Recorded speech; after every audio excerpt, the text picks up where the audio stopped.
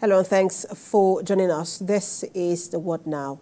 Let's begin from security matters in the United States, where the FBI is investigating a school shooting in Georgia.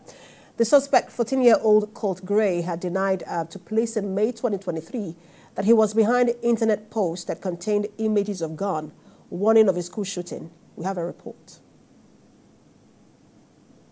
According to a statement by the FBI, its National Threat Operations Center had alerted local law enforcement in May 2023 after receiving anonymous tips about online threats to commit a school shooting at an unidentified location and time. The agency says within 24 hours, investigators were able to determine that the threat originated from Georgia. The FBI adds that during an interview, the boy's father said he had a hunting gun in the house, but his son never had unsupervised access to them. The suspect, who was 13 years old at the time, denied making the online threats, and FBI officials alerted schools and continued monitoring the boy, because at the time there was no probable cause for an arrest or the taking of any additional law enforcement action on the local, state, or federal levels. The investigators say the suspect opened fire on Wednesday at Appalachia High School in the city of Winder, killing 2 teachers and 2 pupils. 8 students and 1 teacher were injured. He was arrested on campus and will be prosecuted as an adult. In a news conference, the director of Georgia's Bureau of Investigation, Chris Hosey, said the gun used was an AR platform-style weapon. Sheriff Judge Smith described the attack as pure evil, adding that officers were on scene within minutes of receiving 911 calls. According to him, 2 officers assigned to the school immediately encountered the boy, who immediately surrendered. Students described chaotic scene as an alert went out that an attacker was on campus. The sheriff added that no motive has been identified and law enforcement agents do not know of any targets at this point. Although many students across the United States are returning to school this week, classes at Appalachia began last month.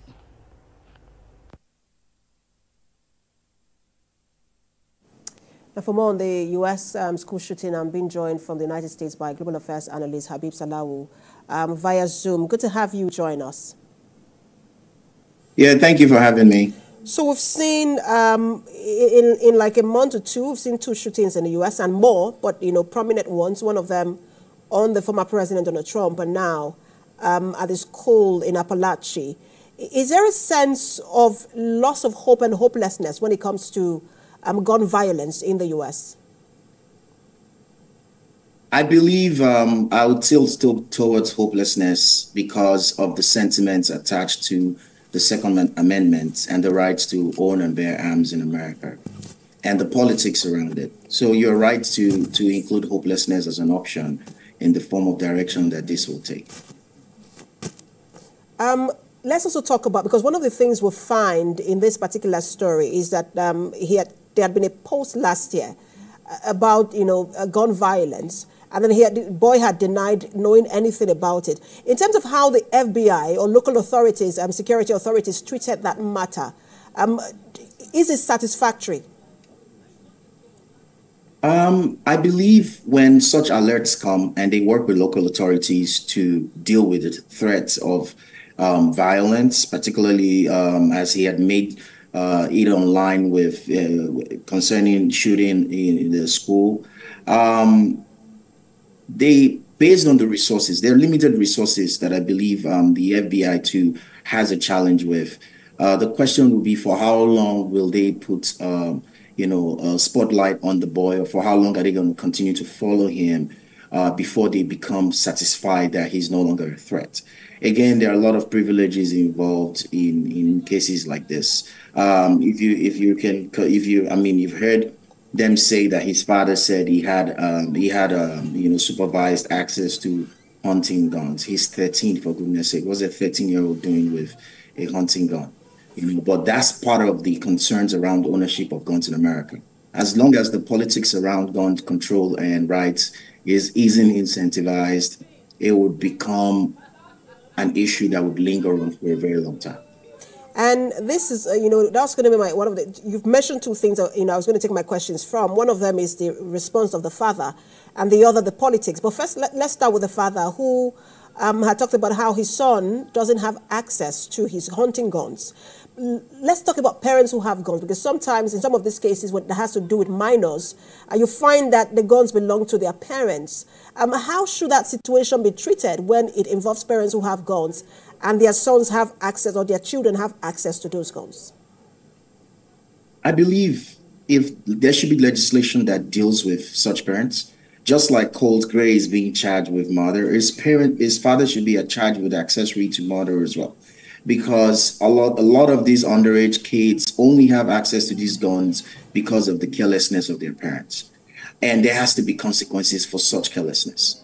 There are a lot of sadness with gun control in America and rights. And it comes back to the fact that, yes, everybody has a right to own and bear arms, but what are we doing with, checking the sanity of those who have access to guns?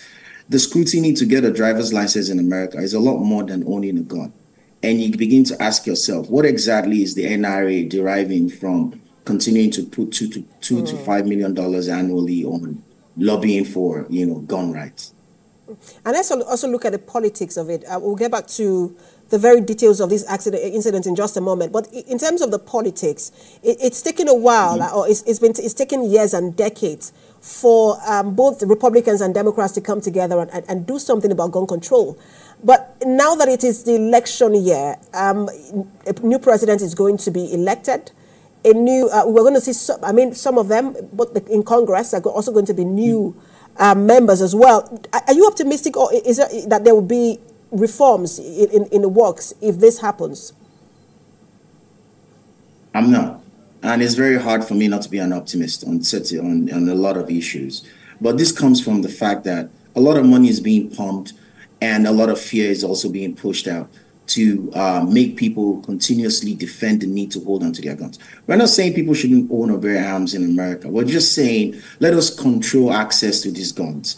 And as long as the NRA is mostly Republican and it's an advocacy group that has a lot of money to push out, they spent about $29 million during the last campaign with President Trump.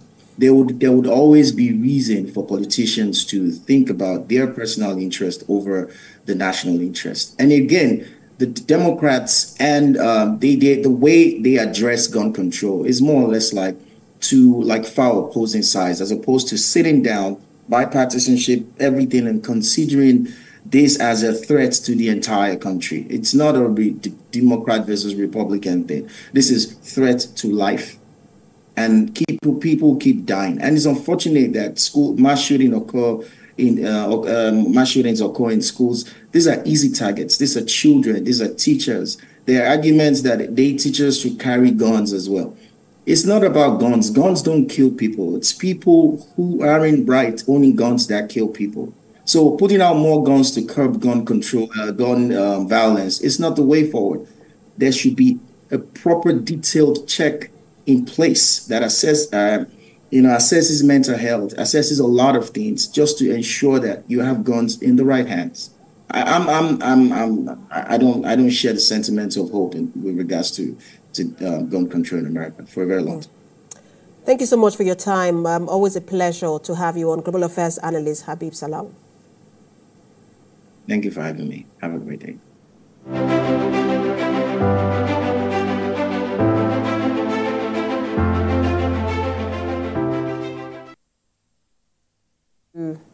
Let's give attention now to the war between Israel and Hamas in Gaza. The health ministry says since last week, Palestinian death toll from an ongoing Israeli military offensive in the northern axis has risen to 39 in West Bank. The ministry statement says 8 children and 2 elderly persons were among the victims. It also adds that about 145 others were also injured. According to Health Ministry, the highest death toll was recorded in the city of Jenin, with 19 fatalities, and Tubas, which recorded 10 deaths.